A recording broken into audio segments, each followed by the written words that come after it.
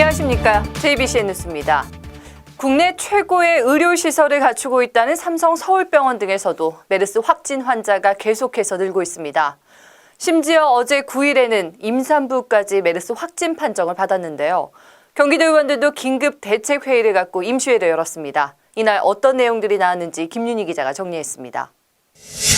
의회 차원에서 할 수 있는 일을 당장 해야 합니다. 그래서 양당 대표 합의하에 오늘 임시회를 열게 되었습니다.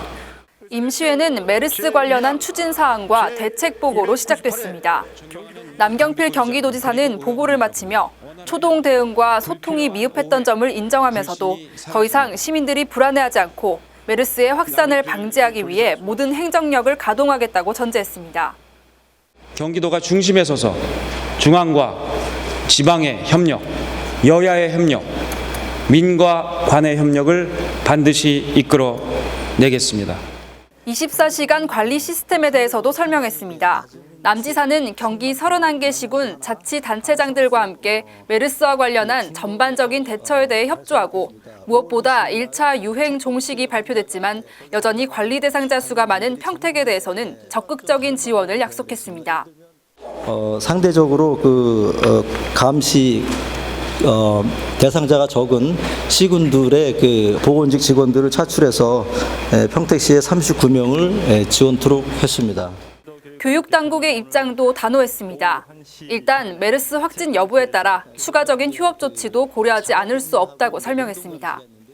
사후적인 치료적인 대응 접근보다는 사전적인 예방적인 대응이 더 중요하다고 판단하여 해당 지역 7개 지역에 대한 모든 학교를 일괄 휴업 조치하도록 긴급 결정하였습니다.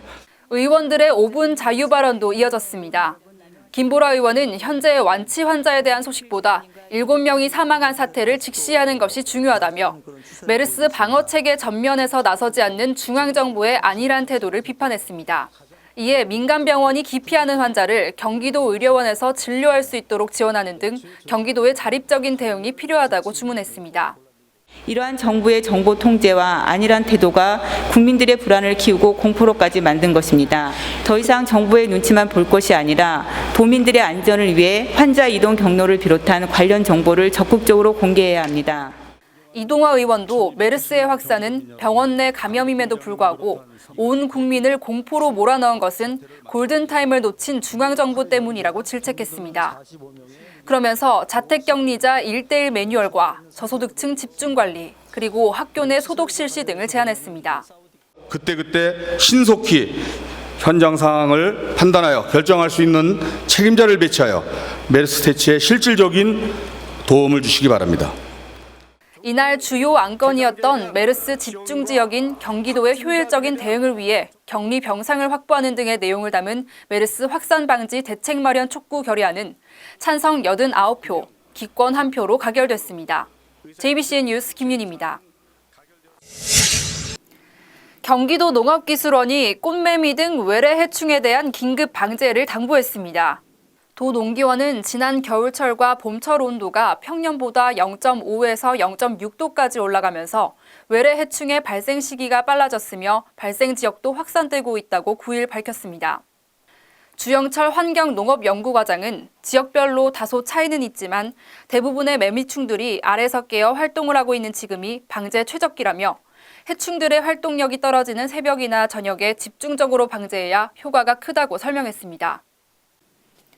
9일 오후 3시쯤 충남 당진시 성문면 선착장에서 1톤 트럭이 바다로 추락하는 사고가 발생했습니다. 이 사고로 운전자 70살 김모 씨와 함께 탔던 70살 문모 씨, 80살 임모 노인이 사망했습니다. 평택 해경에 따르면 9일 오후 2시 57분쯤 충남 당진시 성문면 대난지도 선착장에서 김 씨가 몰던 1톤 트럭이 10m 아래 바다로 추락했습니다.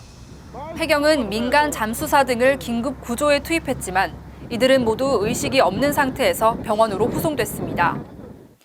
경기 수원시가 노후된 기존 수질 검사 시설을 모두 폐쇄하고 새롭게 건립하기로 했습니다. 검사실은 광교 정수장 내에 설치됩니다. 이 시설이 완공되면 120만 수원 시민의 먹는 물 안전성과 신뢰성을 높여 선진 상수도 행정구현에 기여할 것으로 시는 기대하고 있습니다. 신축될 수질 검사실은 지하 1층과 지상 3층, 연면적 872제곱미터 규모로 2016년 6월 말 준공될 예정입니다. 사업비는 모두 19억 5천만 원이 투입됩니다. 오늘은 전국이 대체로 맑겠습니다. 낮 동안에는 평년보다 더운 날씨가 예상되니 외출하실 때 참고하시기 바랍니다. 다만 제주도에서는 밤부터 비가 내릴 전망입니다. 이만 뉴스 마치겠습니다. 고맙습니다.